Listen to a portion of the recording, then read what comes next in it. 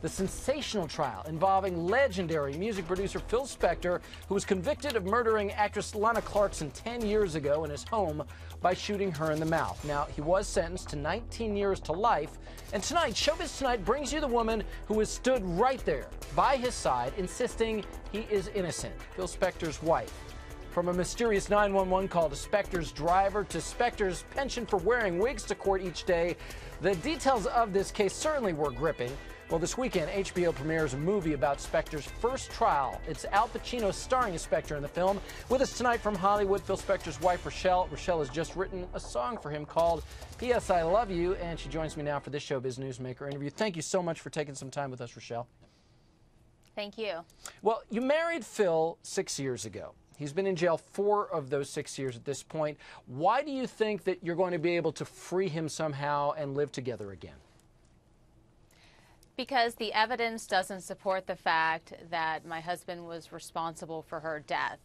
And science doesn't lie. People do. And what frees people that is normally in jail for 10, 20 years? DNA. And in this case, it's the lack thereof. The gun was not registered to my husband. They swabbed it in 7 different places, bloodied and non-bloodied. His DNA was nowhere on the weapon. His fingerprints were not on the weapon. He didn't have any gunshot residue on him at all. And anybody that is familiar with firearms, especially revolvers with the cylinder gap, there's a huge cloud of barium, lead, antimony, burnt, unburnt particles. He had none on him. And he was wearing white. If you're in the vicinity of a discharge of an intraoral gunshot wound, it's 5,000 pounds per square inch of pressure in your mouth. That's equivalent to running a semi-truck in your mouth. You would have blood and tissue and particles in your hair and your face, and he had none.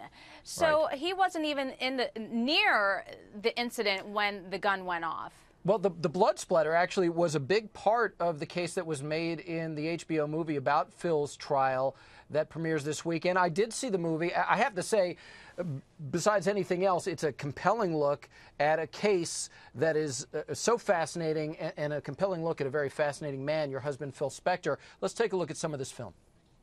For what am I being punished? For being the most successful music producer in the history of the world. Did you kill that girl? I think he is not guilty. First time you got felt up, guess what? You were listening to one of my songs. You think I shot the girl?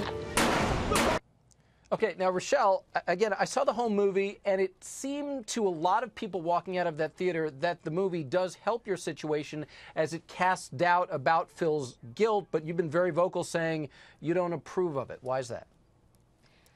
Well, actually, I had the first script, and then I seen one rewrite of it. And even though I snuck into a screening last Thursday, which is pretty ridiculous that I have to sneak into a screening of a movie about my husband. But it wasn't as bad as I thought it was going to be. Although Al Pacino doesn't portray my husband accurately, what was done in the movie was about the forensic evidence, and they reiterated throughout the film the fact that Lana Clarkson was loaded on pills and drugs and alcohol, was in a very depressed mental state, and that she ultimately killed herself. And in the film, as you know, since you've seen it, they backed it up with forensic scientific demonstrations to show that my husband could not have been responsible for her death. Tell me quickly about this song that you wrote for Phil, P.S. I Love You. So P.S. I Love You was derived from love letters that we were writing to each other over the years. And I decided to turn those love letters into songs. And it's just a tribute to my husband to show a sympathetic, humanizing side to him that was lost throughout all of the whole trials and the monster that the media created to him. And he was tried and convicted in the court of public opinion before he even stepped in that courtroom. And people are losing sight of this amazing man that endured a huge amount of loss in his life. I mean, he lost his father when he was young. He lost his son when he was 10 from leukemia. But look what he was able to create. I mean, he paved the way of music for what it is today.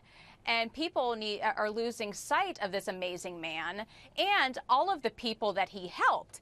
He helped women of color, achieve success and financial independence during a time when it was unheard of for black artists to be in the homes of white people. So people need to realize all of the people he helped during these times and see that he is a human being just like everybody else, and that he wasn't responsible for this girl's death, and how desperate the prosecution and the judge were to convict him.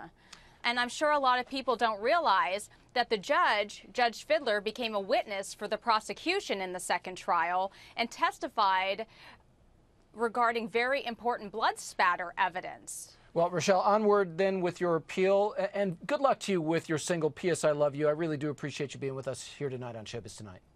Thanks so much for having me.